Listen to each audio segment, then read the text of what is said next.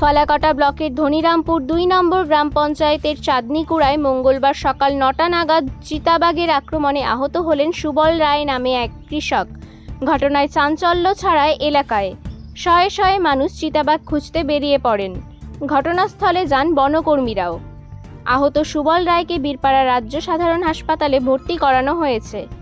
সুবল জানান, এদিন সকালে পাট খেতে ঢুকে তিনি চিতাবাঘটিকে শুয়ে থাকতে দেখে পালানোর চেষ্টা করেন। ওই সময় চিতাবাঘটি তাকে পেছন থেকে আক্রমণ করে। কি বলছেন আহত কৃষক সুবল রায়, শুনে নেওয়া যাক।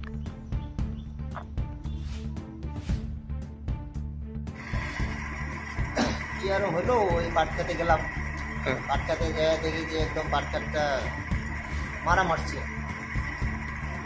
ভেতর ঢুকে দেখি যে একদম মাটিতে শুয়ে আছে। কি শুয়েছিল? বাঘটা। কয়টা বাঘ ছিল? বাঘ একটাই ছিল। হ্যাঁ, তারপরে আমি দেখে তো ওরে বাপরে কয়া একদম পিছাইলাম আর আমাদের পিঠে লাগছিল। তারপরে কিভাবে বাঁচলেন? তখন তো আমি যখনই পিঠে লাগছি তখন আমি চাল্লা হাল্লা করতেছি যে বাঘ বেড়াইছে, বাঘ বেড়াইছে। মানে কোনো মানুষ আর সারা শব্দ দিল না। বাঘ আপনার থেকে আবার পাট খেতে ঢুকে গেল।